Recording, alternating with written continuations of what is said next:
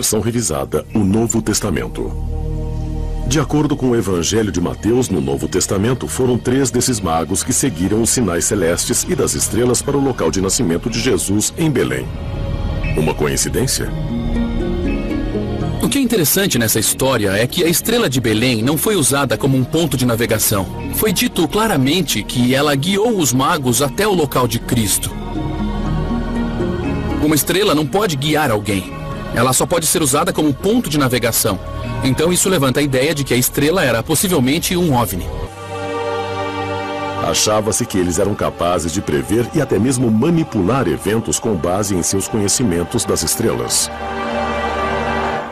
Os magos eram sacerdotes de renome do Oriente Próximo que tinham conhecimento astronômico avançado, e sabe-se bem que a maioria dos astrônomos do Oriente Próximo, especificamente do antigo Iraque e a Suméria, gravaram uma série de eventos que aconteceram no céu ao longo de centenas de milhares de anos.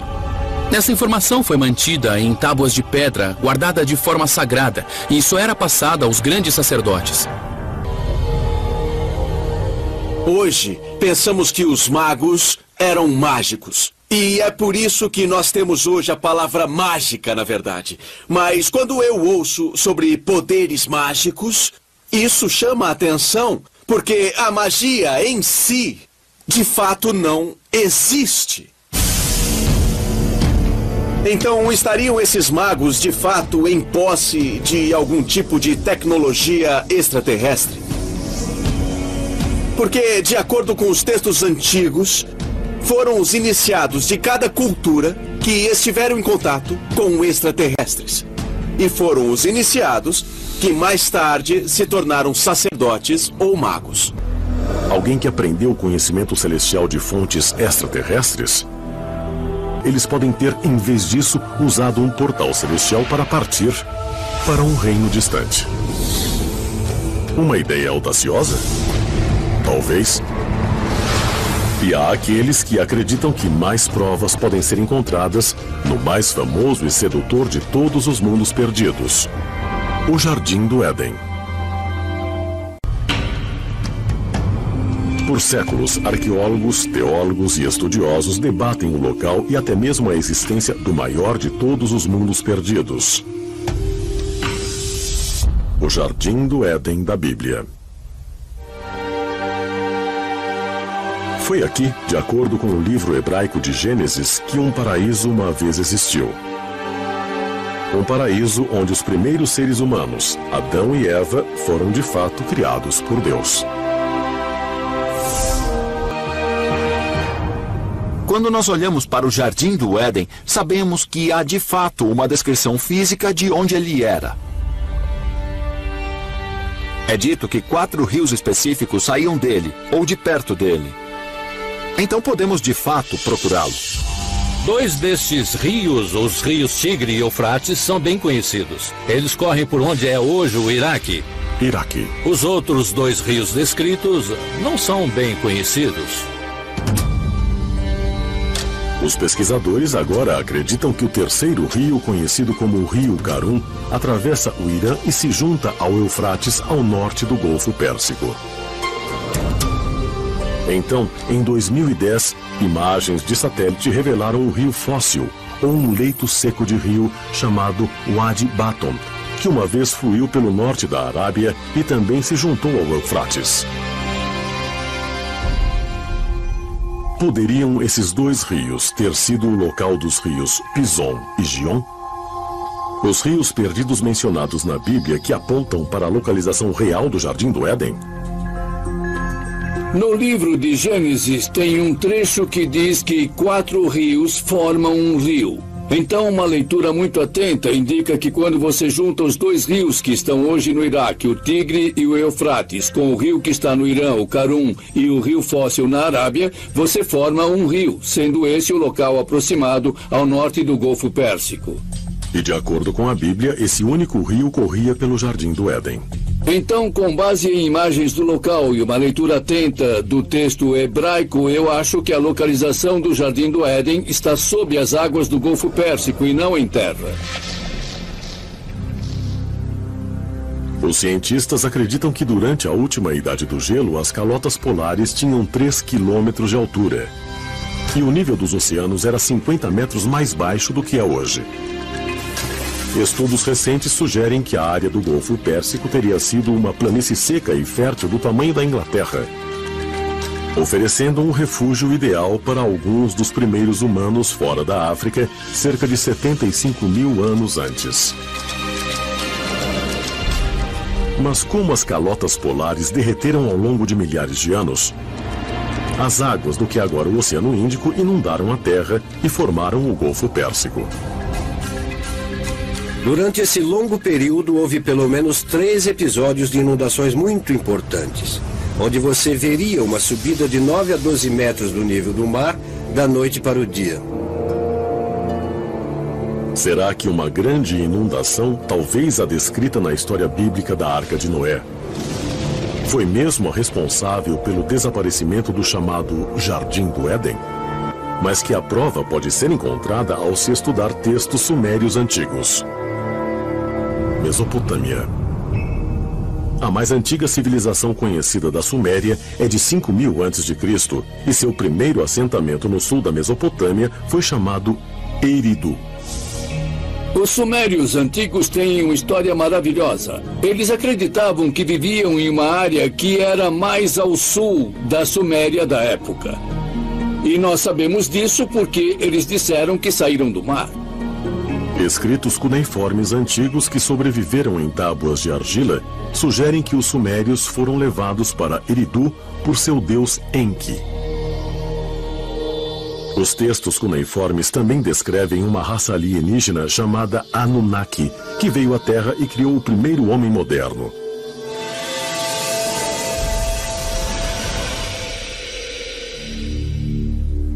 Adão, em sumério ou num sumério bem antigo, significa um pequeno povoado rural. Eva, entretanto, não é em sumério. Eva é em árabe e nas línguas semitas significa aquela que dá à luz. A palavra Éden é uma palavra pré-suméria e significa plano. Os relatos sumérios podem se referir a um tempo mais antigo e a uma planície fértil distante, agora perdida sob as águas do Golfo Pérsico. A pergunta é esta: o Jardim do Éden era algum tipo de laboratório onde certas coisas foram criadas por cientistas antigos da época? E se a humanidade foi criada em um Jardim do Éden, então é claro que quem estava criando isso não era um ser humano, era outra coisa. Então é possível que o Jardim do Éden estivesse localizado aqui no planeta Terra? Sim. Mas era uma localização geográfica específica? Não sei, não tenho certeza. Pessoalmente, eu estou mais inclinado à ideia de que o Jardim do Éden era algum tipo de ambiente fechado em algum lugar na natureza. Mas com certeza era algum tipo de laboratório, de onde se originou o homem moderno. Acredita-se que a religião zoroastriana, uma fé antiga baseada nas forças opostas do bem e do mal, fundada antes do século 6 a.C., seu principal deus é o criador Ahura Mazda. Ahura Mazda parece ser responsável pelo controle do que acontece aqui na Terra. Há várias maneiras de interpretar isso. Uma delas é que ele representa um tipo de forma mais elevada da consciência universal. Mas outra é que representa uma inteligência extraterrestre que nos supervisiona. Vários textos sagrados da antiguidade falam de um conhecimento dado à humanidade pelos extraterrestres, também conhecidos como deuses da antiguidade. O deus dos céus, Ahura Mazda, poderia ser um ser avançado de outro mundo? Ele teria fornecido a tecnologia necessária para que seus seguidores construíssem esse labirinto complexo como proteção de um desastre ambiental. E no segundo capítulo do texto sagrado dos zoroastrianos, o Vendidá, Ahura Mazda salva a humanidade de um desastre ambiental mundial, como na história de Noé, no Velho Testamento.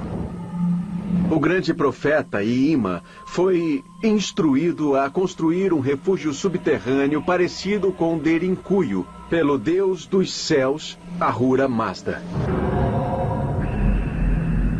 De acordo com os textos sagrados, Ima construiu uma cidade subterrânea de vários andares para proteger um seleto grupo de pessoas e animais, não de uma inundação, mas de uma era do gelo global. O Vendida chama de inverno maligno.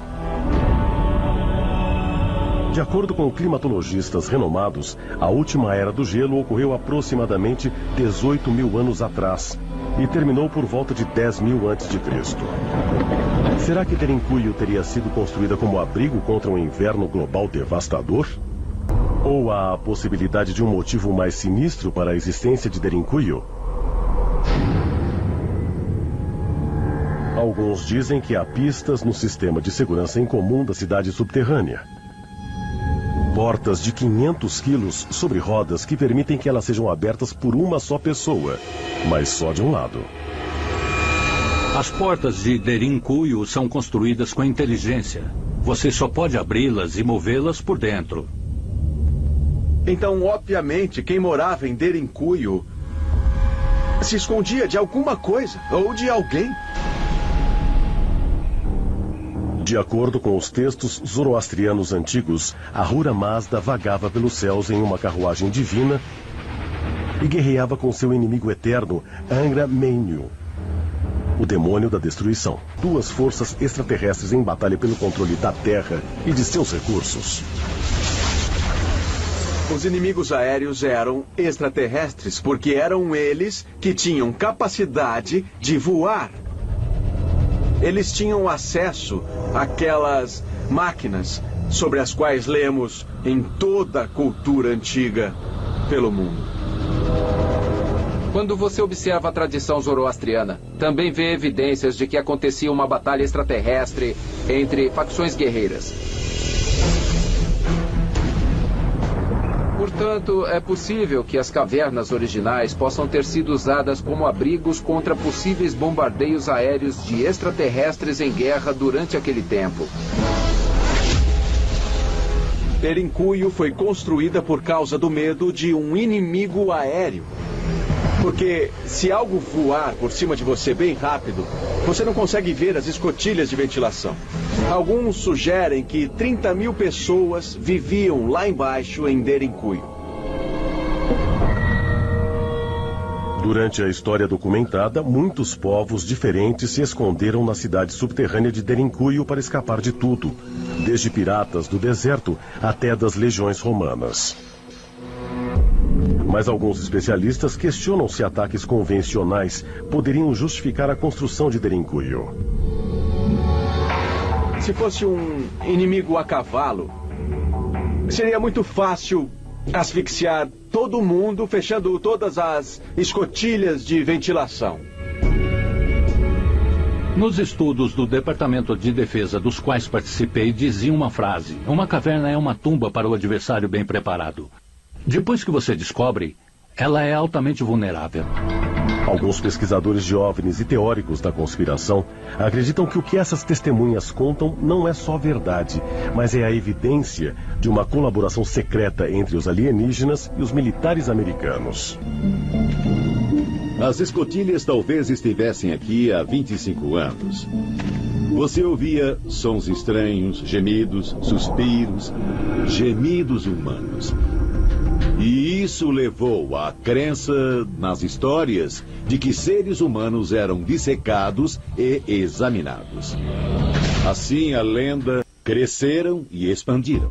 Ao redor do mundo, muitas igrejas, templos e outras estruturas sagradas supostamente foram inspiradas por anjos, deuses e até seres de outros mundos. Se assim for, a prova existiu o tempo todo nas tábuas de pedra cuneiformes dos sumérios antigos? Os Anunnaki estão entre os seres mais misteriosos e poderosos do mito e da tradição sagrada. Os sumérios os descreveram como humanoides, mas sendo seres espirituais sem um físico que tiveram a capacidade de se transformar ou de mudar para a forma humana. Eles vieram à Terra em uma missão especial para trazer sabedoria e também para extrair alguns materiais do próprio plano terrestre.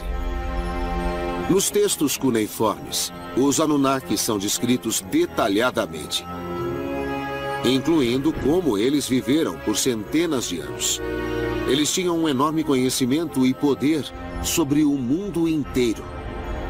Eles sabiam de tudo. Eles tinham conhecimento de todas as ciências e de todas as artes. De onde eles tiraram esse conhecimento e de onde eles vieram? Isso é um total mistério para os arqueólogos. E você deve se perguntar, eram, na verdade, extraterrestres?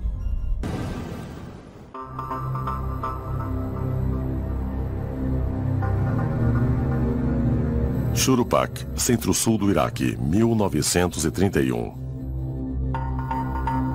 Enquanto cavavam nessa antiga cidade suméria, os arqueólogos encontraram o que acreditam ser uma prova concreta de uma inundação de cerca de 2.900 anos antes de Cristo. De acordo com os relatos da lista real sumeriana, o rei Ziusudra foi o último governador sumério antes de haver um grande dilúvio na Terra. As escavações da grande cidade de Shuruppak tiveram início em 1931. E foi a partir dessas escavações que eles começaram a juntar a história do rei Ziusudra. Na cidade de Shuruppak, achamos depósitos de sedimentos que parecem demonstrar ter havido uma inundação cerca de 2.900 anos antes de Cristo. Essa é uma ligação que mostra que o dilúvio bíblico pode ser um fato verídico e de um jeito que consigamos, enfim, provar essa veracidade. Muitas culturas antigas têm a história do dilúvio, que é intrigante. O fato dos mesopotâmios terem uma história de inundação não é surpreendente, porque a história da Mesopotâmia é repleta de contos contendo os rios Tigre e Eufrates e tentando torná-los úteis à agricultura. Até terem construído o sistema de canal, havia inundações ali que arruinavam cidades. Parece que a história da Arca de Noé talvez não seja uma história originalmente hebraica. Nos textos sumérios, encontramos uma história muito mais antiga do Ziusudra, que também sobreviveu ao dilúvio, que construiu uma arca e que conseguiu salvar parte de sua família também. Isso é só uma coincidência ou isso sugere que, na verdade, o conto bíblico foi baseado na história suméria original? As semelhanças estão ocasionando sugestões de que talvez o relato bíblico seja pautado, de certa maneira, nos relatos mesopotâmicos. Minha intuição é que, certamente, os escritores bíblicos tenham adaptado isso pelas próprias razões teológicas deles. No relato bíblico, a justificativa para o dilúvio é o pecado humano. E então, o que o escritor da Bíblia fez foi usar os relatos das inundações, no intuito de provar uma razão teológica do porquê elas ocorreram. De acordo com a antiga lenda suméria, o grande dilúvio não foi um evento natural, mas foi guiado pelo deus Enlil, que estava cansado do barulho dos seres humanos. Dos Anunnaki que vieram à Terra, essencialmente tiveram dois líderes. Enlil, que estava na lei, ele era o filho legítimo de Anu, o rei do planeta Nibiru, e seu meio-irmão Enki, que na verdade era o primogênito. Eles estavam no comando da Terra. A procriação estava fora de controle. Enlil ficou furioso e decidiu que ia exterminar todos os seres humanos, criando o que hoje conhecemos como Dilúvio de Noé.